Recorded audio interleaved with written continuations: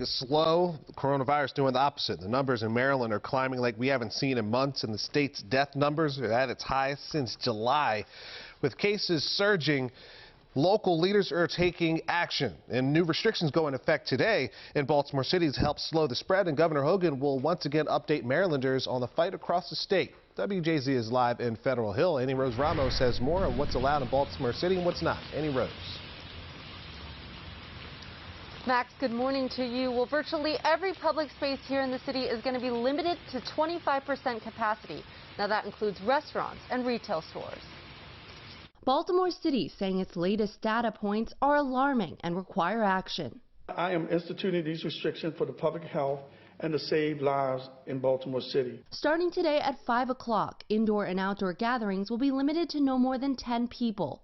Retail stores, malls, churches, personal services, and entertainment venues will be limited to 25% capacity. Restaurants will need to close indoor dining by 11 p.m. 25% for a restaurant like us doesn't even pay the bills, so it's going to be really hard for us to figure out how to keep our doors open. Terry Chelat, the general manager at The Point in Fells, says the struggle is the same for many of the establishments on this block. It's just been really hard from going to 50% to 25%, back to 50%, now back to 25%. Restaurants across the state are now under tighter restrictions from the governor. The capacity for indoor dining capped at 50%.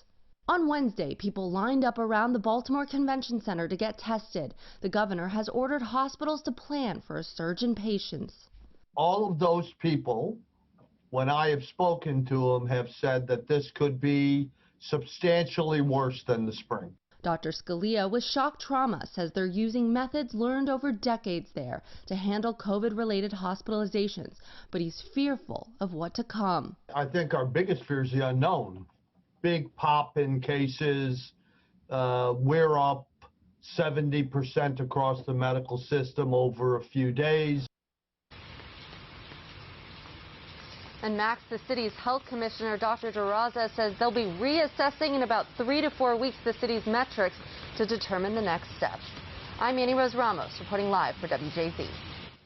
Annie Rose, thank you. As we mentioned, Governor Hogan will give an update on the state's effort to flatten the spiking numbers today. We'll bring you to you live 4 p.m. WJZ. Some students in Carroll County are heading back to the classroom today. High school students will begin an approved hybrid plan, allowing students to return to in-person instruction 2 days a week in established cohorts. Students will also continue to receive virtual instruction on days when they are not in school, or if students choose to stay in an all virtual format instead of participating in the hybrid plan. Maryland football is now on hold as the team deals with a spike in COVID cases. That means Saturday's huge game against Ohio State canceled. Now, over the past 7 days, 8 Terps have tested positive. All team-related activities are canceled indefinitely. School officials say the health and well-being of student athletes, coaches, and staff top priority. Bad news for student athletes in Baltimore County. The school district is delaying in-person voluntary conditioning sessions indefinitely. The sessions for middle and high school students were supposed to start Monday. Officials say they'll be allowed to start conditioning and skill development once the county's positivity rate falls below 5% for 2 weeks. The rise in coronavirus cases is also affecting places of worship. Amy Kawada with the additional safety precautions some are taking. As of Monday, the Episcopal Diocese of Maryland announced it's suspending all indoor worship until at least November 28th. This comes as coronavirus cases continue to surge in our state. It's been a little different because obviously we don't have that contact. We definitely miss that particular, interaction. Outdoor worship is allowed to continue, but will be capped at 50 people, and no more than 10 people are allowed to gather indoors to broadcast worship. Some churchgoers say they're glad services are still being offered virtually. I think it's safer for most people. The Archdiocese of Baltimore says it plans to maintain current practices and continue to offer masses along with other religious services while adhering to any changes to local or state guidance.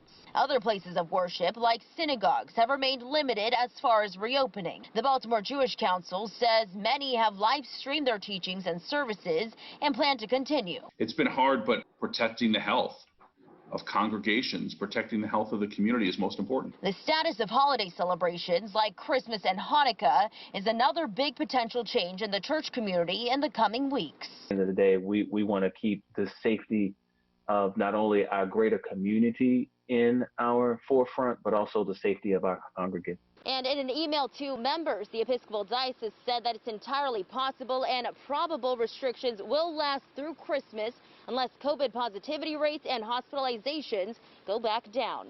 For WJZ, I'm Amy Kawada.